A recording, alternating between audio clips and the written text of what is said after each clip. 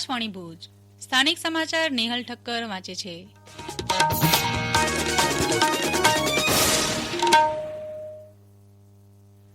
નમસ્કાર. પ્રધાનમંત્રી શ્રી નરેન્દ્ર મોદીએ 1971ની લડાઈમાં પાકિસ્તાન પર નિર્ણાયક અને ઐતિહાસિક જીતને 50 વર્ષ પૂર્ણ થયાના અવસરે આજે રાષ્ટ્રીય યુદ્ધ સ્મારક પર સ્વર્ણિમ વિજય મશાલ પ્રજ્વલિત કરી. આ જીતના ઉપલક્ષમાં દેશભરમાં આજે સ્વર્ણિમ વિજય વર્ષ ઉજવાઈ રહ્યો છે. આ સંદર્ભે આખા વર્ષ દરમિયાન દેશમાં વિભિન્ન સ્થાનો પર વિજય સમારોહનું આયોજન કરાશે. શ્રી મોદીએ આજે સવારે યુદ્ધ સ્મારક ખાતે શહીદોને શ્રદ્ધાંજલિ અર્પણ કરી અને યુદ્ધ સ્મારકની અમર જવાન જ્યોતથી 4 સ્વર્ણિમ વિજય મશાલ પ્રજ્વલિત કરી. આ મશાલો સેનાના વિશેષ વાહનો દ્વારા પરમવીર ચક્ર અને મહાવીર ચક્રથી સન્માનિત યોદ્ધાના ગામ સહિત દેશના વિભિન્ન ભાગોમાં લઈ જવાશે. યુદ્ધ સ્થળો તથા શહીદોના ગામની માટી રાષ્ટ્રીય યુદ્ધ સ્મારક ખાતે લવાશે.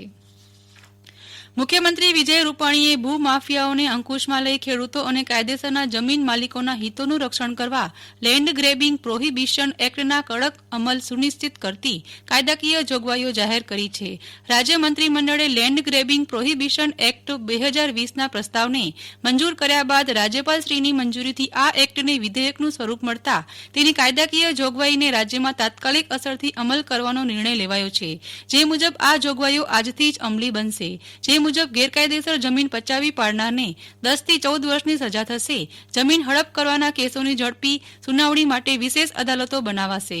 6 મહિનામાં આવા કેસોનો નિકાલ કરાશે. આ કાયદા અન્વયે મળતી ફરિયાદોની ચકાસણી માટે જિલ્લા કલેક્ટરની અધ્યક્ષતામાં 7 અધિકારીઓની સમિતિની રચના કરાઈ છે. સ્વચ્છ ભારત મિશનની ગાઈડલાઈન મુજબ આગામી સ્વચ્છ સર્વેક્ષણ 2021ના અનુસંધાને જનજાગૃતિ સામુદાયિક જાગૃતિના ભાગરૂપે ભુજ નગરપાલિકાએ સ્વચ્છતા અંગે સ્પર્ધા યોજી હતી. જેમાં સરકારી કચેરીઓ પૈકી 7 માસથી બંધ કચ્છ મ્યુઝિયમને પ્રથમ નંબર અપાયો છે.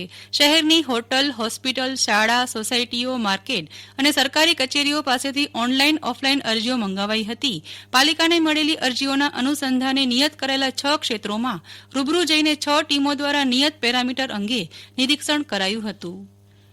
પશ્ચિમ રેલવેના ભુજ સહિત અમદાવાદ ડિવિઝનમાં ઉર્જા સંરક્ષણ સપ્તાહની ઉજવણી કરવામાં આવી હતી. વિભાગીય રેલવે મેનેજર દીપક કુમાર ઝાએ ઉર્જા સંરક્ષણ તરફ લોકોમાં જાગૃતિ લાવવાના ઉદ્દેશથી આની ઉજવણી વિવિધ સ્તરે રેલવે સ્ટેશનોએ કરાઈ હોવાનું જણાવ્યું હતું.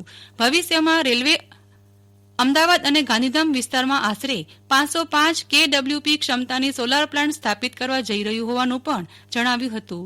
સ્ટેશનો પર ઉર્જા બચાવનો સંદેશ આપતા પોસ્ટરો અને સ્ટીકરો મૂકીને વ્યાપક પ્રચાર પ્રસાર કરાયો હતો. જિલ્લા કલેક્ટર શ્રી પ્રવીણા ડીકે દ્વારા બહાર પાડેલ જાહેરનામા અનુસાર ઘરગથ્થુ વપરાશ માટેના કેરોસીનના જથ્થાબંધ અને છૂટક ભાવ નક્કી કરાયા છે. આ ભાવો જિલ્લાના તાલુકાના મુખ્ય મથકના હોય કેરોસીનના ઓઇલ કંપનીના જથ્થાબંધ વિક્રેતાઓ કેરોસીનના છૂટક વિક્રેતાના સ્થળ સુધી કેરોસીનની ડિલિવરી આપવા જાય ત્યારે 10 કિલોમીટરના દરેક સ્ટેજે વધુમાં વધુ 50 કિલોમીટર સુધી 1 લીટરે 10 પૈસા જે વધુમાં વધુ 50 કિલોમીટરની મર્યાદામાં સ્ટેજ ચાર્જ લઈ શકશે અને લીધેલ ચાર્જ ઉપર 5% જીએસટી લગાડીને જથ્થાબંધ વિક્રેતાએ બિલ બનાવવાનું રહેશે. કેરોસીનના છૂટક વિક્રેતા સ્ટેજ ખર્ચની રકમ બિલ મુજબ ગણતરી કરતા નજીકના 5 પૈસાના ગુણાંકમાં છૂટક વિક્રેતા કેરોસીનના વેચાણ બિલ બનાવી કેરોસીનનું વેચાણ કરી શકશે એમ જાહેરનામામાં વધુમાં જણાવાયું છે. ભુજની સમીપે આવેલા ધુનારાજા ડેમ પાસે 70 જેટલા ખગોળશાસ્ત્રમાં રસ ધરાવતા સભ્યો કુદરતી અદભુત અવકાશી નજારો પ્રત્યક્ષ નિહાળવા રાત્રિ કેમ્પિંગ કર્યું હતું. જેમાં રાત્રે શરૂ થતા જેમિની એટલે કે મિથુન રાશિમાંથી દર મિનિટે એક ખરતોતારો સમયાંતરે આકાશમાં અદભુત પ્રકૃતિની આતશબાજી સર્જતો હતો. મલ્હાર કેમ્પ પતંજલિ યોગ સમિતિ વેદાંગ યોગ સેન્ટરના સંયુક્ત ઉપક્રમે યોજાયો હતો. કેમ્પના પ્રણેતા નવીનભાઈ બાપટે ઉલ્કાવર્ષા અને આકાશ દર્શનની સમજ આપી હતી. કેમ્પના આયોજક સહિત ભુજ અને આદિપુરના ડોક્ટરના ગ્રુપે આ અવકાશી નજારો નિહાળી રોમાંચિત થયા હતા. કચ્છમાં ઠંડીની તીવ્ર બની રહેલી પકડ વચ્ચે ભૂગર્ભીય હલનચલન પણ યથાવત રહેતા કંપનો સતત અનુભવાઈ રહ્યા છે. જિલ્લાના અન્ય વિસ્તારોની તુલનાએ વાગડ પંથકની ધરા ધ્રુજી રહી છે ત્યારે ભચાઉ નજીક 2 હળવા કંપનો અનુભવાયા હતા.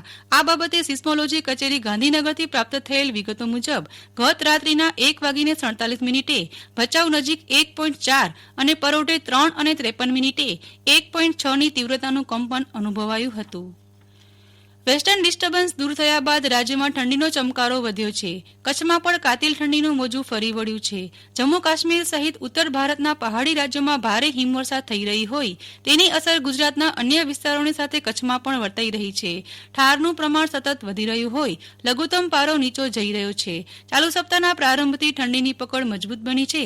નલિયામાં ગઈકાલની તુલનાએ તાપમાન 3 ડિગ્રી ઉંચકાઈ 8 ડિગ્રી પર સ્થિર રહ્યું છે, જ્યારે ભુજમાં 10.4 ડિગ્રી અને નવા કંડલામાં 13.5 ડિગ્રી તાપમાન નોંધાયું હતું.